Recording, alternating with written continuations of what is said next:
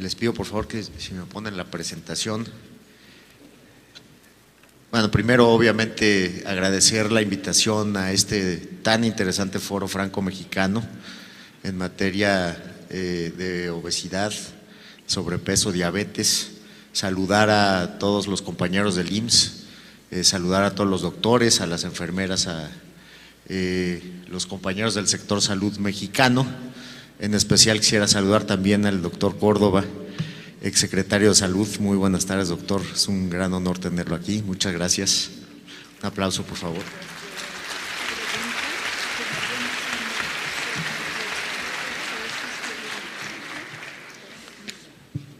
Y bueno, si me dan la primera lámina, por favor, les agradecería. Ahí está. Pues muchas gracias. Primero, dar algunos antecedentes.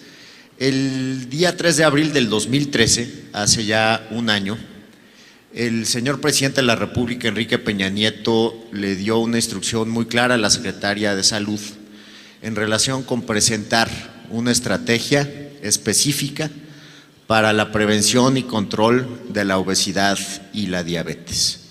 A partir de esa instrucción, la señora secretaria integró con diversos ejes una estrategia muy robusta para combatir estos males. Ya vamos a ver cuáles son los diagnósticos.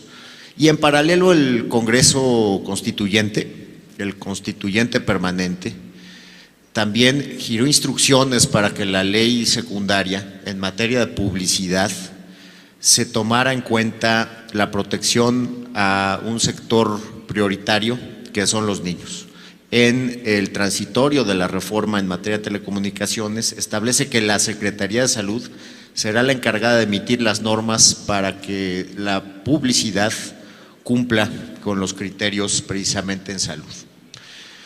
Primero decir en materia de obesidad y diabetes que por su magnitud, frecuencia y ritmo ya representa este problema una emergencia sanitaria.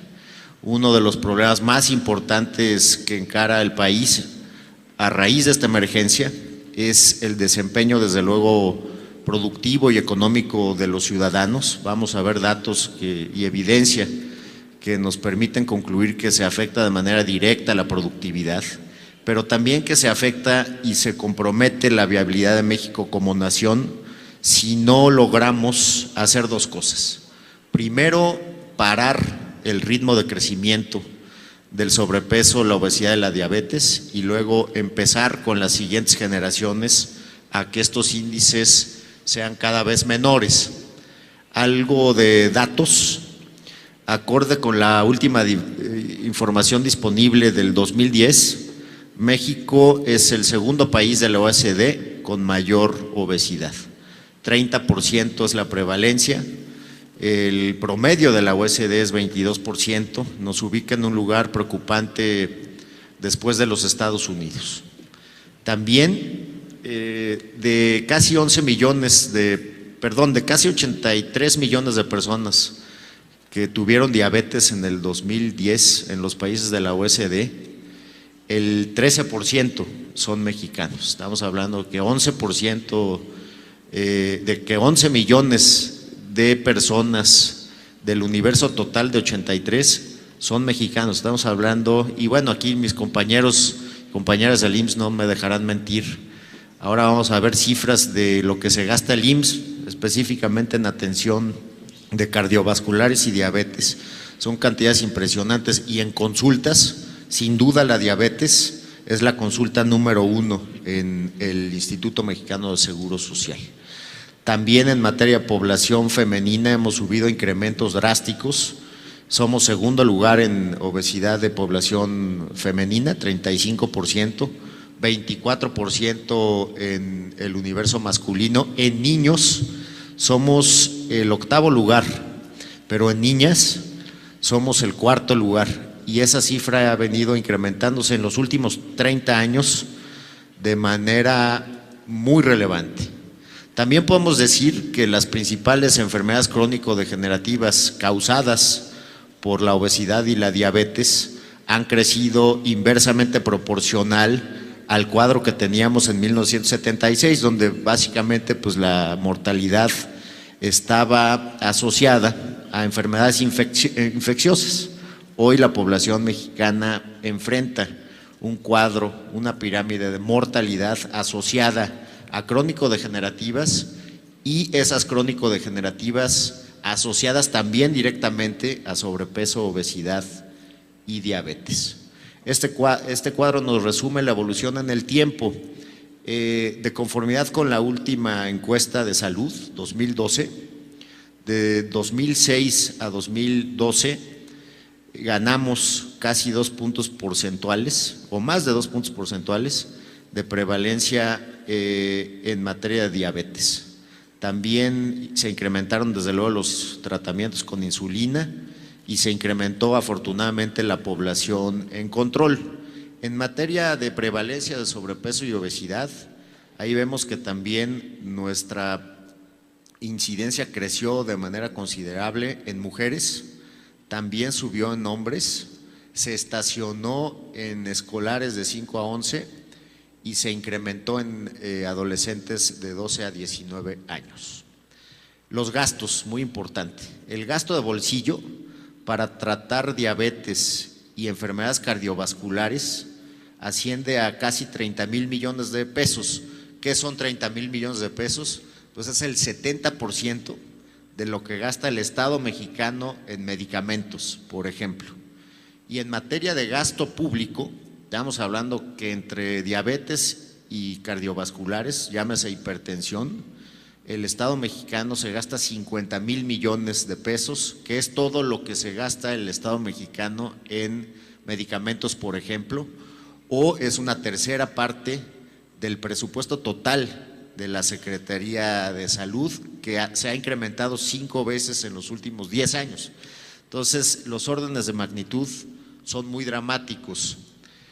Existe evidencia científica en el sentido de que a mayor masa corporal, menor productividad. Eso es lo que hablábamos al principio. Una persona que pasa de peso normal a sobrepeso pierde 28% su productividad.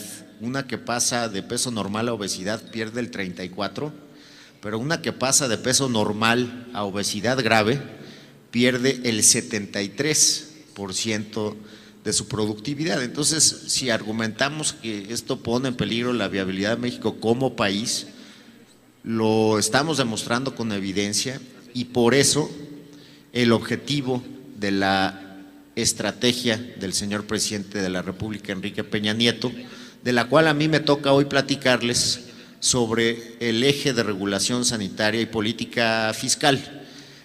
Los ejes de la estrategia que presentó la secretaria son desde luego salud pública y atención médica. Por el IMSS va a pasar o ya pasa gran parte de esta estrategia. ¿A qué nos vamos a concentrar hoy? Pues específicamente a la parte regulatoria. Y como les decía yo al principio, ¿cuál es el objetivo?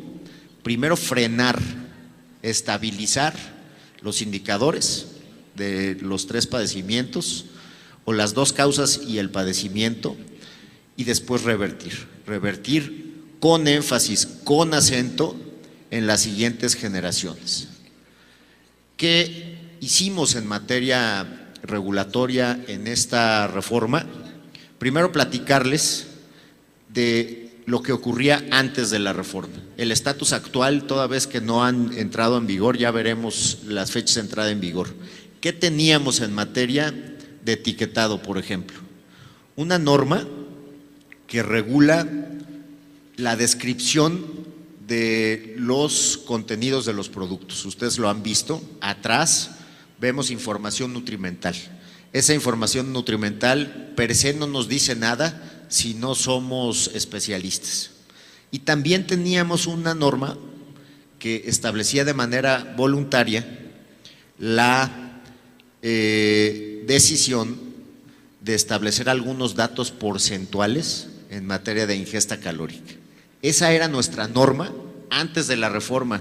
Desde luego no se establecía ninguna obligación para efectos de expresar los contenidos, pero tampoco se daba la instrucción regulatoria para que se expresaran de manera ordenada y clara.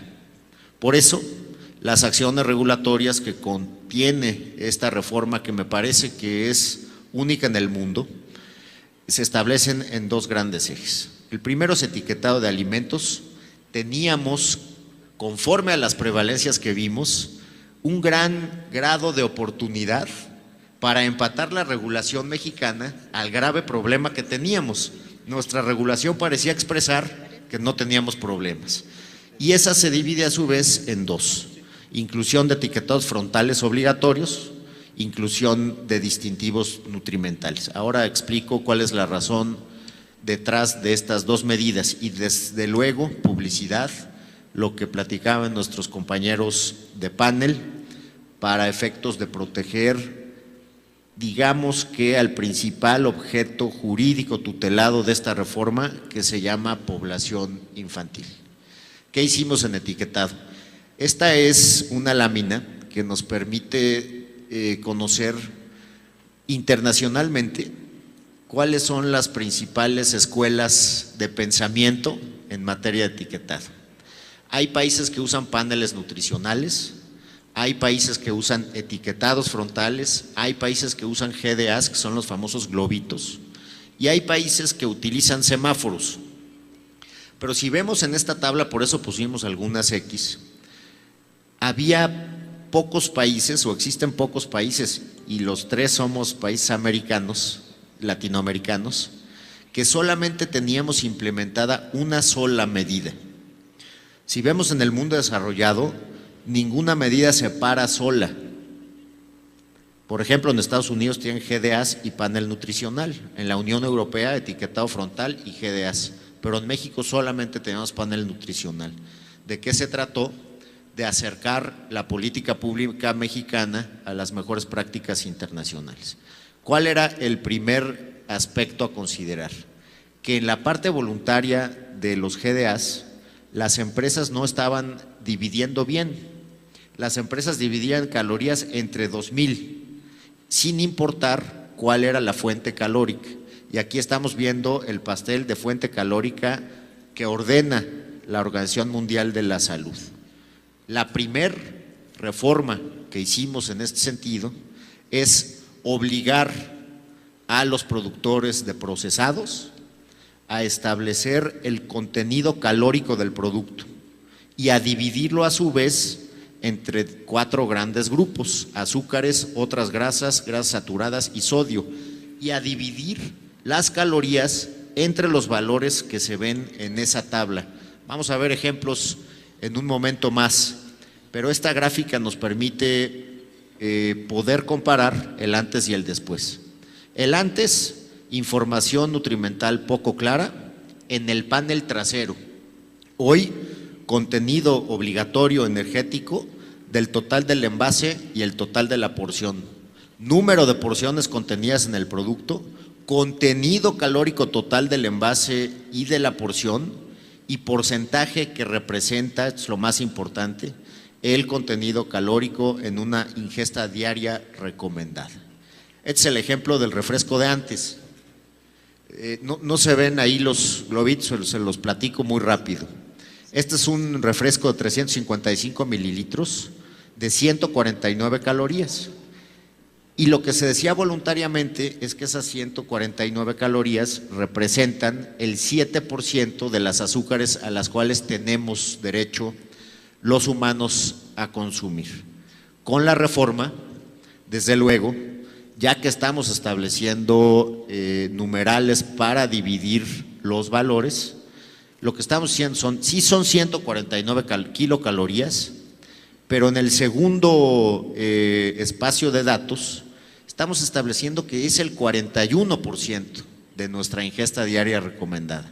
No nos podemos tomar más de 2 Coca-Colas si queremos explotar al 100% nuestra fuente de azúcares.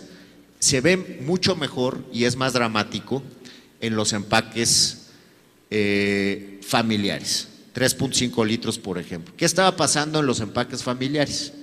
El mililitro de un refresco de 355 mililitros es mucho más caro que el mililitro de un empaque de 3.5 litros.